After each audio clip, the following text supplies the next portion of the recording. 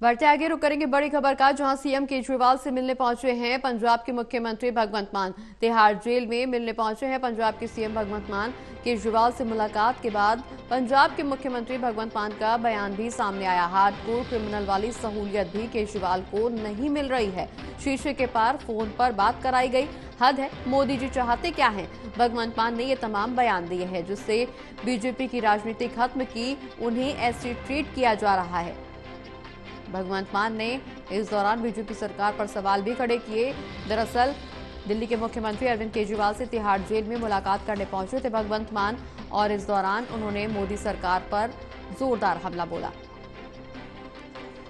और इसी खबर पर ज्यादा जानकारी के लिए सहयोगी देवेश हमारे साथ फोन लाइन पर जुड़ गए। देवेश, भगवंत मान पहुंचे हैं तिहाड़ जेल, केजरीवाल से मुलाकात की, बीजेपी और पीएम मोदी पर हमलावर होते हुए नजर आए। बिल्कुल, क्योंकि तिहाड़ जेल प्रशासन से 30 मिनट का समय मिला था। 12 बजे ही पंजाब के जो मुख्यमंत्री हैं वो सीएम अरविंद केजरीवाल से मिलने पहुंच गए थे तिहाड़ जेल।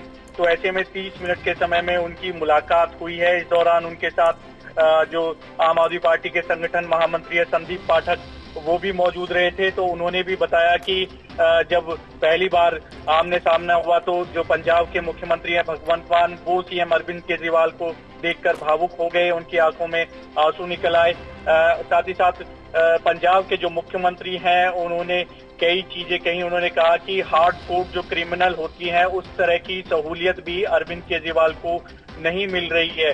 और मुलाकात का जिक्र करते हुए उन्होंने कहा कि शीशे के पार फोन पर बात कराई गई।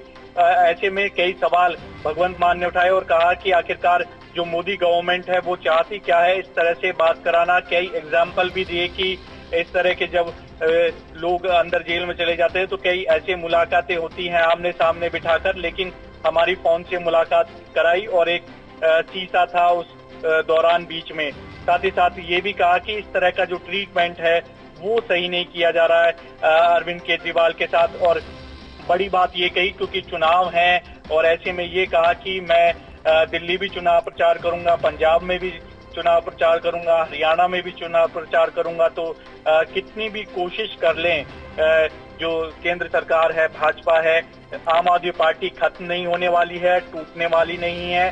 सब एक साथ हैं, एकजुट हैं। जब उनसे सवाल पूछा गया था कि टूट रही है पार्टी तो इस पर उन्होंने अपना जवाब दिया। साथ ही साथ उन्होंने ये भी कहा कि जब मैंने अरविंद केजरीवाल का हाल जाना तो उन्होंने कहा कि आप मेरी चिंता मत करें, ये हाल कैसा है, पंजाब कैसा है।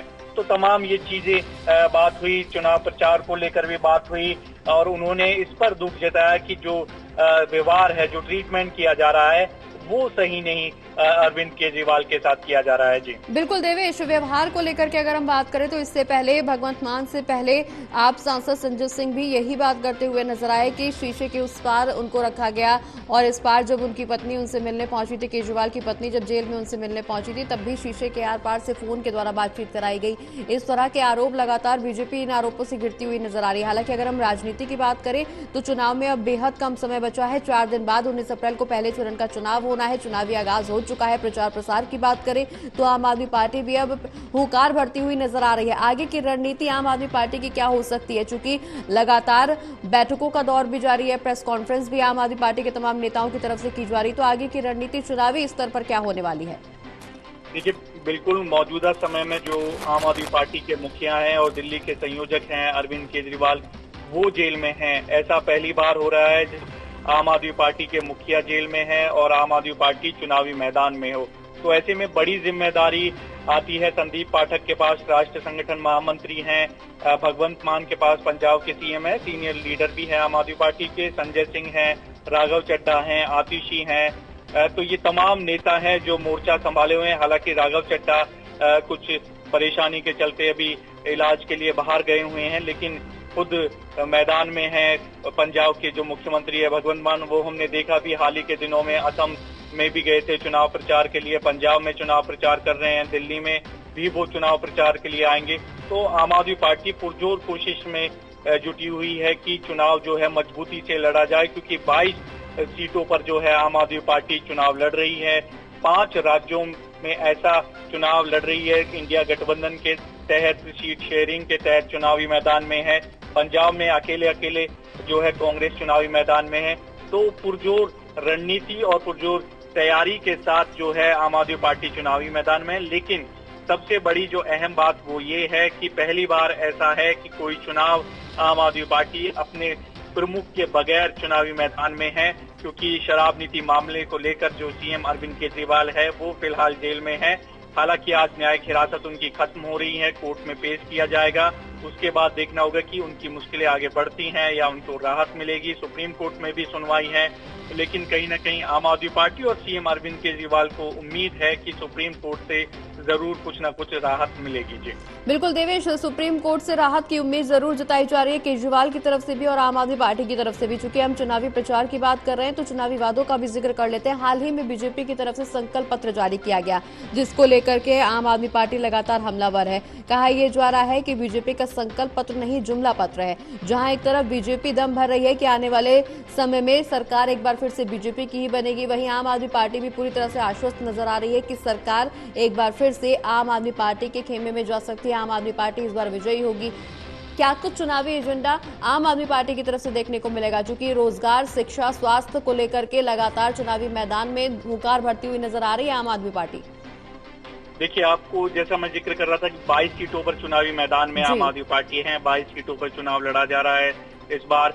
कल जब संकल्प पत्र भाजपा की तरफ से जारी किया जाता है तो आम आदमी पार्टी उसे जुमला पत्र करार देती है और प्रधानमंत्री पर निशाना साधते हुए ये कहा जाता है कि 10 साल सत्ता में रहने के बाद भी बात विकास की नहीं हो रही है, शिक्षा की नहीं हो रही है, स्वास्थ्य की नहीं हो रही है। जुमला पत्र आम आदमी पार्टी ने संकल्प पत्र को बताया जो भाजपा का, और कहा है कि अगर प्रधानमंत्री में दम है तो जो काम किए हैं 10 साल उस पर वोट मांगे। प्रधानमंत्री लोगों के बीच जा रहे हैं तो उन 10 साल के आधार पर वोट प्रधानमंत्री को मांगना चाहिए। तो एक दूसरे पर लगातार, क्योंकि लोकसभा चुनाव है तो ऐसे में एक दूसरे पर सवाल उठाए जा रहे हैं, एक दूसरे पर निशाना साधा जा रहा है। लेकिन आम आदमी पार्टी का कहना है कि जब रिजल्ट आएगा तो आम आदमी पार्टी पहले से ज्यादा मजबूत नजर आएगी।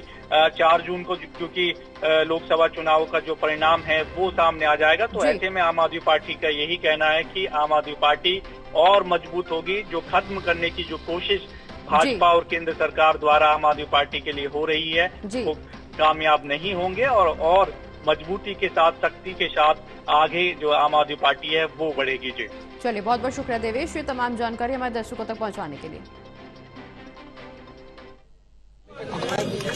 जैसे मैं